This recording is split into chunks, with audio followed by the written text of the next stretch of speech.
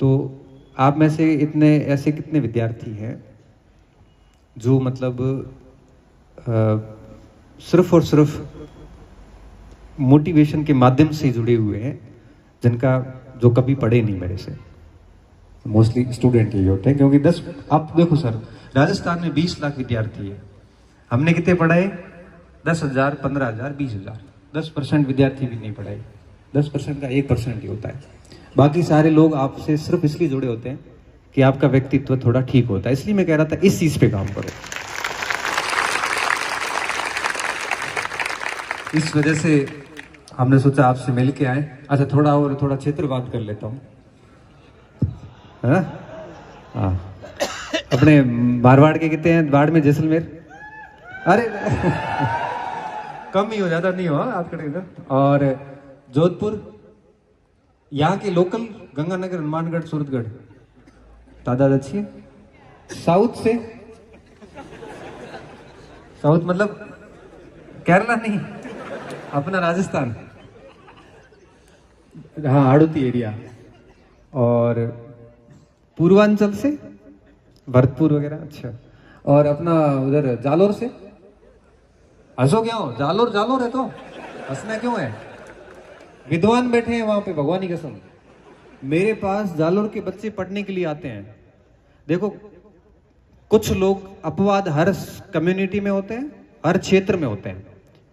बाकी जालोर में मैं पढ़ा हूं 2 साल, और जालोर के मेरे पास हजारों बच्चे पढ़े हैं, बहुत मेहनती, भगवान की कसम, ईमानदारी से मेहनत करने वाले। कुछ इन असामाजिक तत्वों के कारण वो क्षेत्र और कम्युनिटी बदनाम हो रखी है। बाकी सब व्यक्ति वहां से नहीं है, बहुत ब्रिलियंट बच्चे बैठे हैं और बहुत तरीके से पढ़ते हैं। ये मेरा व्यक्तिगत अनुभव है।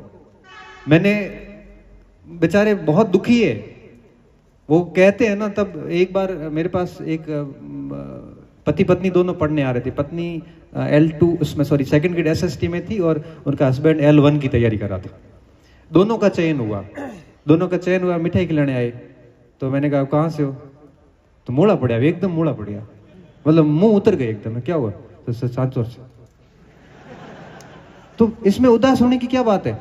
तो सर, हम नौकरी भले लगे, लेकिन लोग यही कहेंगे कि ये भैया दिला गए। तो सर, हमें ना अंदर से फील होता है, और ये होगा। जब बाड़मेर पे आरोप लगते हैं ना, तब मुझे दुख होता है, आपकी कसम दुख होता है, बहुत बहुत दुख होता है। क्यों होता है? क्योंकि जब हमें पता है कि 50 लोग होंगे, 40 होंगे, उठाए जेल में ठोकन, गोली ठोकन, मानकी लेन देना, हमें बाकी वालों को क्यों बदनाम कर रहे हो? बाड़मेर वालों के पास में बताऊं, जितना भी क्षेत्र है, 90% एरिया ऐसा जिनके पास में पेइंग कैपेसिटी नहीं है, मतलब कि कोचिंग के पैसे देने के लिए उनका पैसे नहीं है।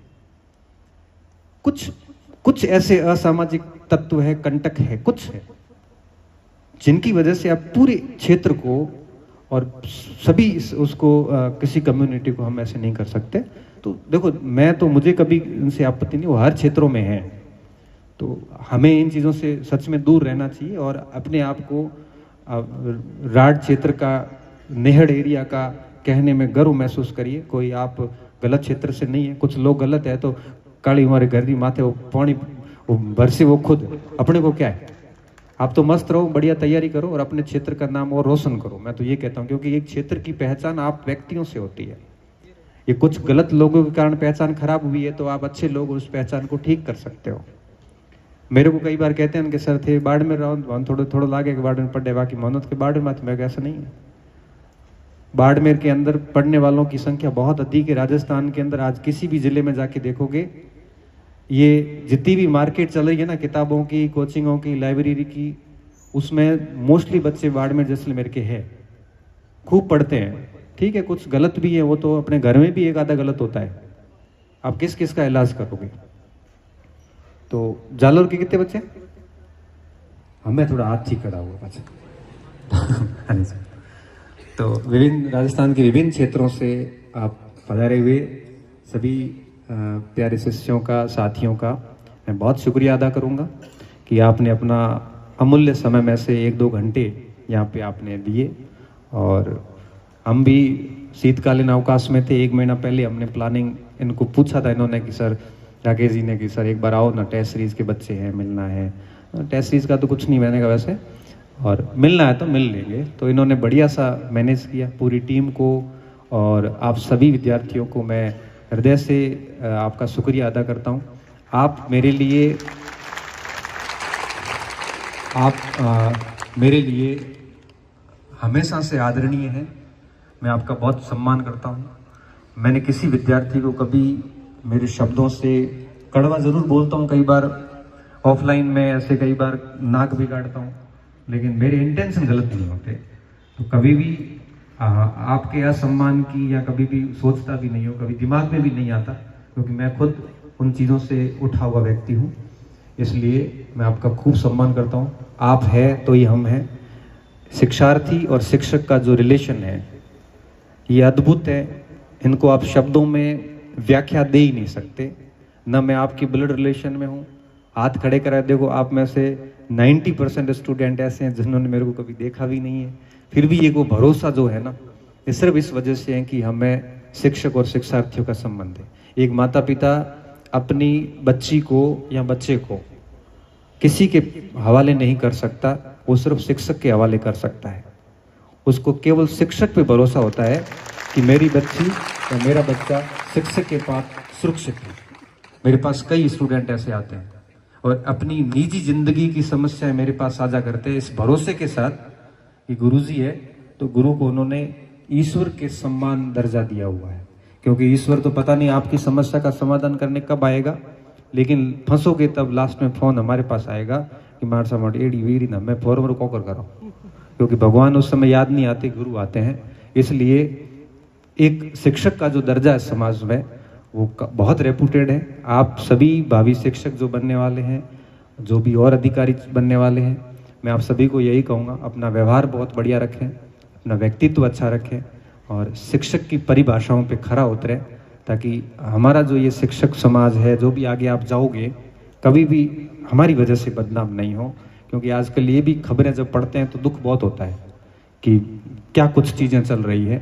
तो इतना भरोसा जब शिक्षक पे होता है तो निश्चित तौर पे आप लोग यहाँ पे आए हैं, तो मेरी इन बातों को उम्मीद कर रहा हूँ कि केवल सुन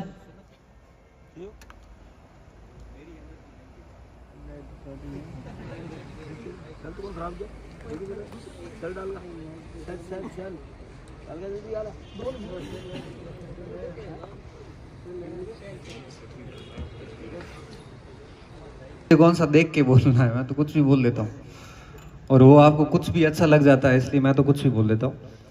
तो हम बात को अब थोड़ी देर में ही समाप्त करने वाले हैं। उससे पहले मेरी एक रिक्वेस्ट है आपसे कि देखो संख्या अच्छी खासी है, तो बहुत संयमित व्यवहार के साथ हमें उठना है और बहुत धीरे धीरे प्रस्थान करना है। क्योंकि बहुत जल्द हूँ तारे मई बड़े तो जदे मना थे तो वो तो गबीड़ देता हूँ, मुश्किल में बच गयो।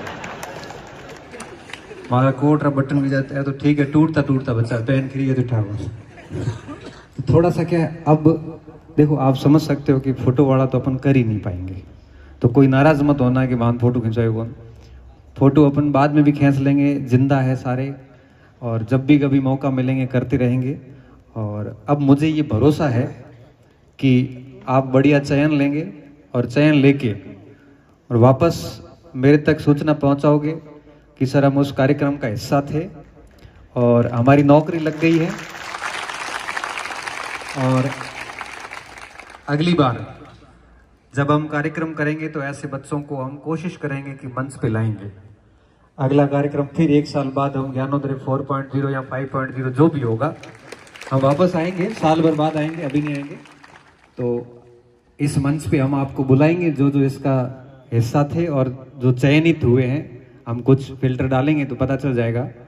इसलिए हम चाहते हैं कि आपका आना सफल हो और हमारा भी दूर से आना यहाँ सफल हो, ऐसी मैं आप सभी से उम्मीद करता हूँ। और लास्ट में ये कहूँगा, सभी का सम्मान करें, सभी टीचर्स का सम्मान करें, अपने मटेरियल का सम्मान करें, किसी का भी विरोध वगैरह ये सब इन चीज़ों से ऊपर उठें आप। क्योंकि जब आप सुन के जाते हो तो कम से कम कुछ चेंज आपके भीतर आना चाहिए। मैं जब कई बार देखता हूँ ना सोशल मीडिया वगैरह पे या कुछ, तो कई बार बच्चों को ऐसे नेगेटिव बोलते करते किसी के खिलाफ वगैरह देखता हूँ तो मुझे थोड़ा ठीक नहीं लगता। हमारे को कोई पसंद नहीं है तो ठीक है ना, छोड़ दो बस। हमें अपनी जुबान क्यों खराब करनी, हमें अपना व्यवहार क्यों खराब करना। तो इस तरह से अपने आप को हर दिन श्रेष्ठ बनाएं। नया साल आने वाला है और नए साल में यही प्रण लेना कि हर दिन मैं अपने आप को ठीक करूंगा। आप अगर अपने आप को ठीक कर सकते हो, और किसी को ठीक करना अपने बस की बात नहीं है, और किसी को ठीक करोगे तो गड़बड़ी हो जाएगी। इसलिए आप सिर्फ अपने आप पे काम करें। और अभी हम कार्यक्रम को समापन करेंगे, सुरेंद्र जी करेंगे। उससे पहले मैं लास्ट रिक्वेस्ट कर देता हूँ कि आप बहुत धीरे धीरे आराम से संयमित व्यवहार के साथ जाना, क्योंकि देखो फोटो अभी पॉसिबल नहीं होगा, निकलना पड़ेगा, क्योंकि यहाँ अगर फोटो लेने में लग गया ना तो मुझे 2 दिन और बैठना पड़ेगा यहाँ पे। संख्या अधिक, आप इस बात को समझ सकते हो। कई मेरे प्रिय विद्यार्थी भी हैं जो मुझे व्यक्तिगत तौर पे कई सालों से जानते हैं, जैसे ये बच्चे बैठे हैं, ये ऑफलाइन पढ़ के आए हैं, कुछ कई सालों से इधर है, सुरेश है, नवल वगैरह। इन सब ने कहा था सर एक बार रूम आ जाओ। मैं समझ सकता हूँ कि आपकी भावनाएं होती है कि कमरे आओ, थोड़ा चाय पानी कर जाऊँ, लेकिन क्या है कि अब आप उस बात को भी समझना कि जाना इतना पॉसिबल भी नहीं होगा था, क्योंकि एक रूम जाओ तो अब क्या, यहाँ पे सारे अपने बच्चे हैं, अब कहाँ कहाँ जाओगे आखिर आप। इसलिए अगर किसी बच्चे ने रिक्वेस्ट करी है और मैं नहीं आ पाया हूँ तो आप दिल पे मत लेना, ऐसा मत सोचना कि हम बहुत बड़े हो गए हैं या बड़ा छोटा कहीं को नहीं, भाई नौकरी लगी, सरकार के कर्मचारी, इससे ज़्यादा हम कुछ है नहीं। ठीक है, दुनिया में, भारत में कई सारे प्रोफेसर बैठे हैं, ठीक है, आपको मेरी बात ठीक लगती है इसलिए आप सुनने आए हो, बाकी आपको मेरे से कोई स्वार्थ नहीं है, सिंपल सी बात है। तो कोई बड़ा नहीं है, समय बड़ा, मैंने आपको पहले ही बताया। आज हमारा चल रहा है, मेहनत करोगे तो 2 साल बाद आपका समय आएगा। इसलिए थोड़ा सा वो सेल्फी वाला और रूम वाला अपन नहीं कर पाएंगे, और क्योंकि मेरा प्रयास तो था, मैंने पहले दिन को कहा था कर लेंगे, उन्होंने कहा सर नहीं हो पाएगा, क्योंकि हम इतना कुछ करने बैठ गए ना तो बहुत टाइम लग जाएगा। तो किसी भी बात को दिल पे मत लेना, और यहाँ आने में करने में कोई समस्याएं वगैरह हुई है तो कोई बात नहीं, उसको डाइजेस्ट कर लेना, क्योंकि कुछ खोना पड़ता है कुछ पाने के लिए, मेहनत बहुत करनी पड़ती है। तो ये कुछ छोटी मोटी चीज़ें हुई हैं, तो अच्छे अनुभव के साथ बाहर जाना, और उम्मीद करता हूँ आपका यहाँ आना सफल हुआ होगा। और इन्हीं शब्दों के साथ मैं मेरी वाणी को यहीं विराम देता हूँ, और आप सभी का बहुत बहुत धन्यवाद। जय हिंद, जय भारत। बहुत बहुत आभार सर, आप सबने बड़े शिद्दत के साथ। एक धन्यवाद उद्बोधन होगा गणपत जी का, तब तक आप बैठे रहे, 5 मिनट का काम है। पीछे विद्यार्थी मेरी बात सुन रहे, तो गणपत जी जब तक मंच पे हैं आप अपनी जगह नहीं छोड़े। सुधीर जी केवल 2 मिनट का धन्यवाद उद्बोधन देंगे और उसके बाद में आप प्रस्थान करें। आप सबने बड़ी शिद्दत के साथ में